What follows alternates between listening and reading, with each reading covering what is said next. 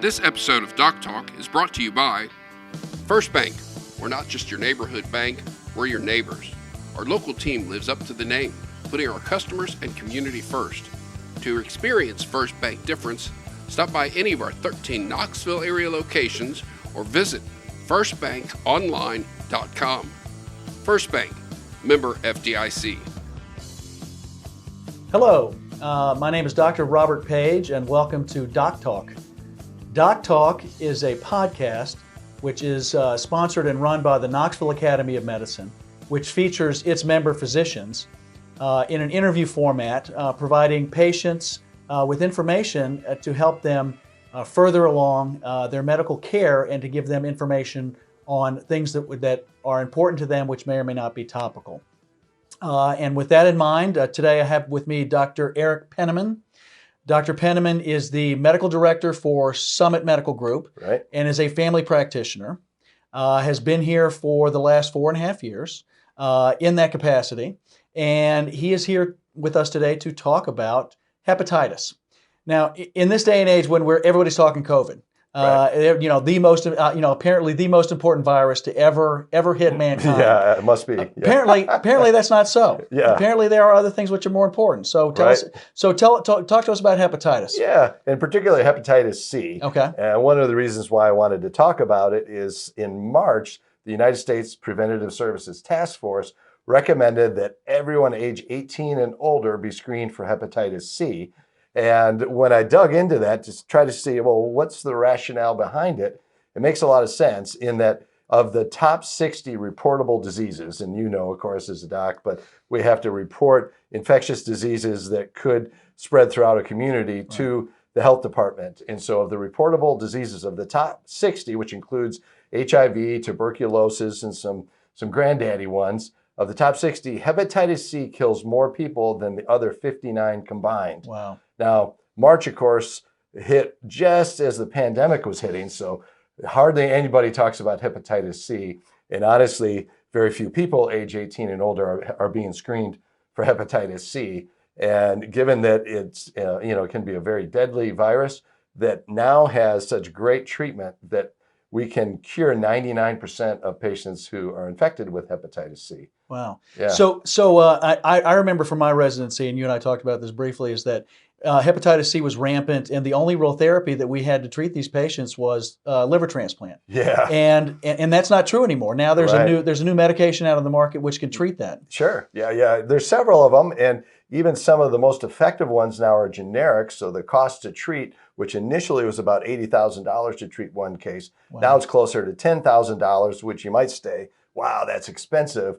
But compare that to the cost of a liver transplant, which is exactly. over $250,000 to do a liver transplant, and you save a life, and you avoid liver cancer and all of those things. Boy, we need to detect this stuff because we can treat it and save a lot of lives. Absolutely. So now, are there any particular patient groups that are more at risk? Now, I know you're saying now that the recommendations are everybody 18 and over. Yes. But let's say I'm in my 50s, in my 60s, I'm otherwise healthy. Yep. I'm monogamous. I'm not a drug abuser. Any sort of risk factors. What are the risk factors, first of all, for mentioned a couple of them, but what are the risk factors for getting it?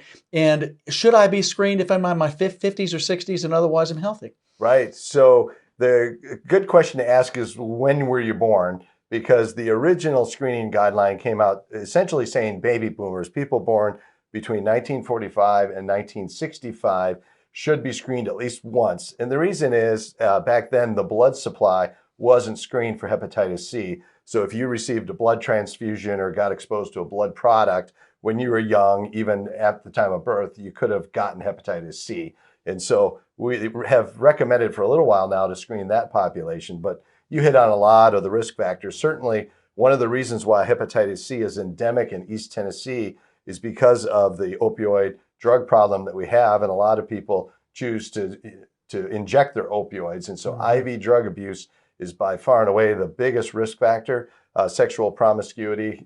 Hepatitis C is spread typically through sexual contact or IV blood product type of interactions. So those are your high risk categories. But it's a silent disease that you may not know you have it, and that's why it's important to screen for it. Right. So everybody. So essentially, when you say everybody over the age of 18, you don't mean at age 18. You mean everybody from 1945. I can't do the but anybody mid 70s and younger should be screened. Yeah, for that. exactly. Because based on the definition, I'm also in a low risk group, but I went and got screened just because it's the recommendation, and you just don't know what you could have gotten exposed to. And if you are in a low risk group, you get screened and you're negative, you're good to go the rest of your life. Gotcha. So now, should I, if I've been to see my doctor in the last year or the last couple of years, or if I routinely see my doctor, is this something that I should automatically assume that they've already screened for, maybe? Or would this be something, you mentioned it's a new recommendation, right? But is it possible that I could have been screened for it before, or is it not very likely?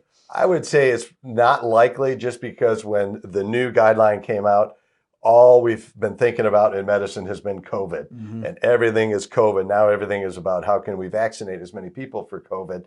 And so some things just get missed, and that worries us simply because we know that there are a lot of other causes of death out there, and we need to make sure that we're attending to those while taking care of the pandemic. Yeah, because you mentioned that as significant as this virus is, it's it kills more people than the other 59 combined, or the other reportable diseases combined. Right. Yeah. So which is unbelievable. Of course, we know a lot about the deaths from COVID, but yeah, people die from other things during epidemics as well, and it's important to as you mentioned, to be screened for these other ones. Yep. So you talked about the treatment. Now we know about we currently are getting the vaccinations for COVID.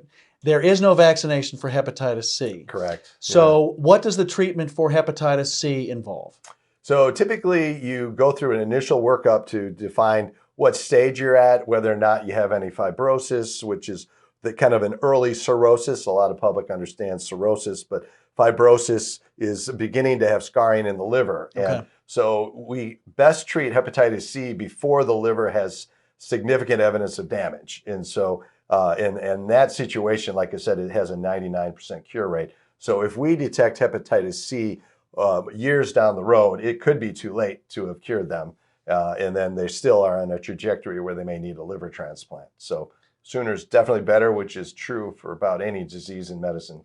So, and then the therapy, is this an injectable drug? Is it a pill? Is it how does that treatment work? Yep. Typically a once daily oral pill that you take, depending on the regimen, 8 to 12 weeks, and you're cured. Wow. I know. It's pretty phenomenal. I was going to say to be able to come up with these things during our lifetime. I mean, I was impressed enough when we figured out, we were able to figure out, the COVID vaccine as fast as we did. Yeah. Especially the way it was done. But that's unbelievable, considering that was a disease that, it was like similar to HIV. I mean, when I was a resident, which was 20 years ago. Exactly.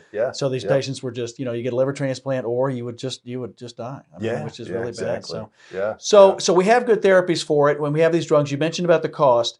Now, just to ask a little bit about logistics in terms of patients and having insurance and paying for these things. Sure. Now, the screening test, is that something that insurance would pay for if I were to go see my doctor and say, hey, check out the new recommendations. You're supposed to be screening me with this, not screaming at me. You screaming at me too to make sure. Scream at our patients, but yeah. So, but is this something that insurance would pay for? Yeah, absolutely. And that's when we say something's recommended by the United States Preventative Services Task Force. They work with Medicare, who sets all of the coding rules. So when they say it's recommended as a preventive screening, that means it's automatically covered, no patient out of pocket, so 100% coverage. And so regardless of what insurance you have. So if you have insurance out there, now if you have no insurance, not even 10 care, and you're out of self-pay, then there could be an out-of-pocket cost in that situation, but there aren't that many. So, but typically this is a routine test for which my insurance would pay if I have that. Yeah. So now, what about, you mentioned about the cost of the therapy? What about that? Yeah. So I mean, certainly if somebody ends up being positive, they're positive and they have no insurance, there are programs out there for self-pay, and if somebody can prove that they're at a federal poverty level, they can oftentimes get the medicine for free. So Gotcha. There are definitely programs out there. The bottom line is that there's a public health concern with hepatitis C. We want that person to get treated so that they don't spread it to others. So there are systems in place to make sure that they get treated. Gotcha. So you're talking about hepatitis C. This is something mainly for to help the patients understand. So hepatitis C is not like hepatitis you would get after eating shellfish or hepatitis. Right, And there's another form of, so there's hepatitis, there's several different types of hepatitis, sure. aren't there? Yep. Which are viral, and those are, and what are those generally? Well, so get the hepatitis you might get from shellfish, or you remember the Chipotle and the big thing. Oh, yes. Sorry, Chipotle, for even bringing that up again. But anyway, but that's hepatitis A. Okay. And so that is spread typically from the feces. So to be blunt, someone didn't wash their hands real well after using the restroom. Gotcha. And then they prepared the food, particularly preparing lettuce and vegetables, and then you eat that fresh, and the next thing you know, you have hepatitis A. Gotcha. And so very few people die of hepatitis A, and you typically do recover, although they feel like they might die. Oftentimes it's not necessarily an easy thing to get. Hepatitis B is very much like hepatitis C in that you can get a chronic form of it that can lead to liver failure. The treatment for hepatitis B has also improved quite a bit. It's not as much of a slam dunk as hepatitis C. The risk factors for hepatitis B are the same.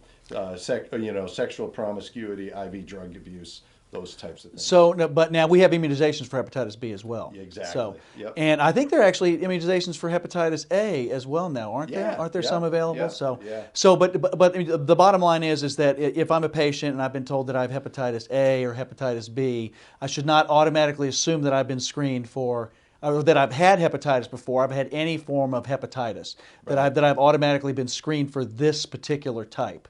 Correct. Okay, so I mean, and I wouldn't be immune if I'd had hepatitis A before or anything else like that. Correct. Okay, Yep. which is important to know. So let's. I want to talk a little bit about your medical group. Now you're with Summit Medical Group. Yep. And tell us about how many physicians are with Summit Medical Group. We've got about 190 physicians and another 160 or so physician assistants and nurse practitioners. So we've got 70 sites in 15 counties all over East Tennessee.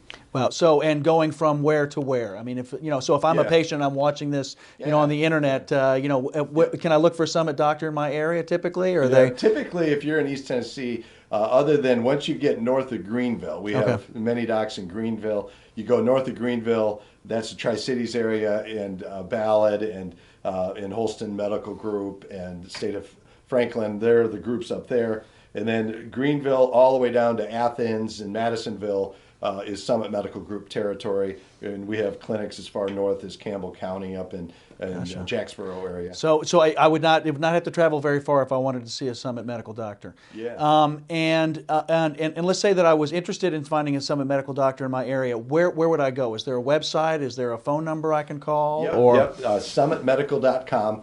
And right on the banner you'll see locations. And there are many locations, and you can search for a particular doctor. If you have certain characteristics in a doctor that you might like, you can do all those kind of searches and find a great match. Most excellent. So not necessarily just for hepatitis, for anything else I might need. You have doctors that specialize in many different areas. Yeah, we are almost strictly primary care. We have a rheumatology group, but otherwise we're almost strictly primary care. So we're pediatrics, family medicine, internal medicine, pediatric specialists, combined. So, gotcha. Yep. So mainly just sort of general practice type. Okay, understood. And this is the point where I usually say David's going to use some screen magic to kind of put if there's a contact number that we can call up. If there's a general number for Summit Medical Group, we can call that number and make sure. So I usually at this point I say we'll put your location underneath there, but I think we'd have to scroll the entire time if we wanted to put all of your locations. It'd be like the snow day. I was going to say that's right. I'm waiting for Knox County. Well, Dr. Pennaman, thank you so very much for joining me here today. Yeah, sure. And thank you so much for giving us this information about hepatitis C, an important thing that we should know about because it is now recommended that we get screened for it. Yep. Insurance will pay for it, and it is treatable. Very treatable. So this is incredible. So, Yeah. And with that brings this episode of Doc Talks to a close. Doc Talk, David. I'm sorry. I know it's a singular Doc Talk. Doc Talk to a close. Doc Talk is a podcast which is brought to you by the Knoxville Academy of Medicine, which features its member physicians giving information to patients for their continued well-being and healthcare needs.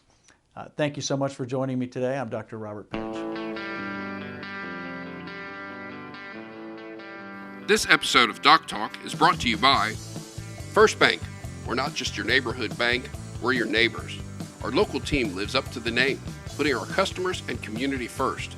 To experience First Bank difference, stop by any of our 13 Knoxville area locations or visit firstbankonline.com. First Bank, member FDIC.